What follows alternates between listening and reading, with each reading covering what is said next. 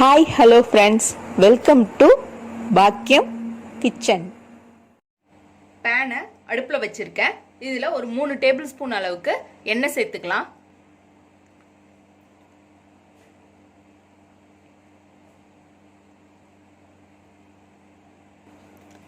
எண்ணெய் சூடாகிட்டு இருக்கு. இந்த சமயத்தில் நான் ஒரு 1/2 டேபிள் ஸ்பூன் அளவுக்கு கடலைப்பருப்பு,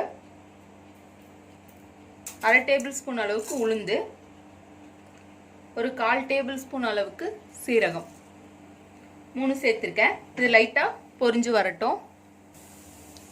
இதில் 2 வரமிளகா, ஒரு கொத்து கருவேப்பிலை,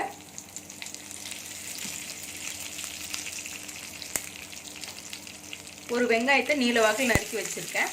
அந்த வெங்காயம் எல்லாம் சேர்த்து நல்லா இதை மிக்ஸ் பண்ணிக்கலாம்.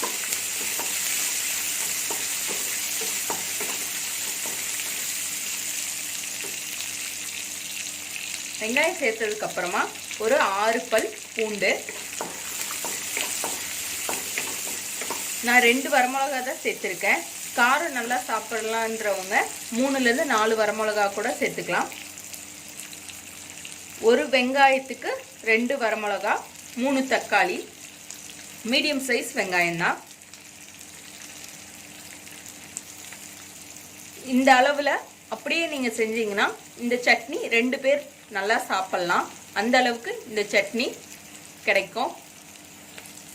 வெங்காயம் நல்லா கண்ணாடி பதத்துக்கு வெந்துருச்சு. இந்த சமயத்தில் 3 தக்காளி நீல வாக்கில் நறுக்கி சேர்த்துக்கலாம். தக்காளி சேர்த்து நல்லா இதை மிக்ஸ் பண்ணிக்கலாம். தக்காளி நல்லா மசிகிற அளவுக்கு நல்லா வேக வச்சிடலாம். நல்லா மிக்ஸ் பண்ணிக்கலாம். தக்காளி வதங்கிட்டு இருக்கப்பவே ஒரு கைப்பிடி அளவுக்கு கொத்தமல்லி தூவி நல்லா இதை நல்லா மிக்ஸ் பண்ணி நல்லா வேக வச்சிடலாம். எந்த அளவுக்கு தக்காளி நல்லா வெந்து வருதோ அந்த அளவுக்கு சட்னி ரொம்ப டேஸ்டாக இருக்கும்.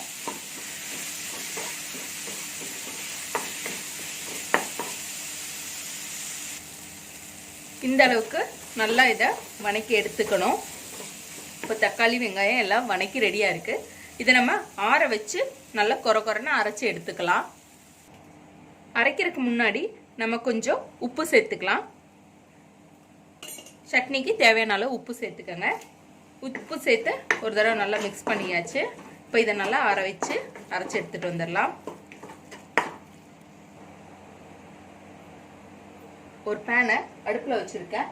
தாளிதான் ரெடி பண்ண போகிறோம். நம்ம இப்போது ஒரு 1/2 டேபிள் ஸ்பூன் அளவுக்கு எண்ணெய் சேர்த்துக்கலாம்.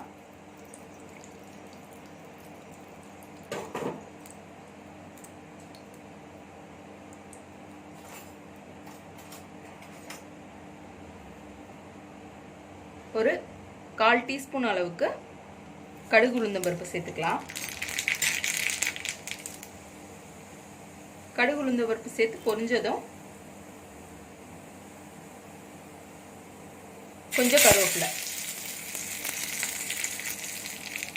சேர்த்து தாளிதை ரெடி பண்ணியாச்சு. இதை நம்ம சட்னியில் சேர்த்துடலாம்.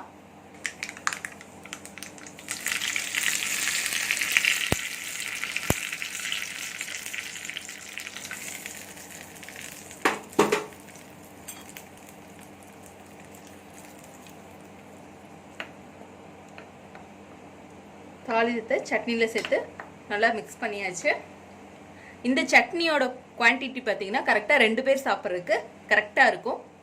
இந்த சட்னி இட்லி தோசையோட ரொம்ப சூப்பராக இருக்கும். கண்டிப்பாக ட்ரை பண்ணி பாருங்கள். உங்கள் எல்லாருக்கும் ரொம்ப பிடிக்கும்.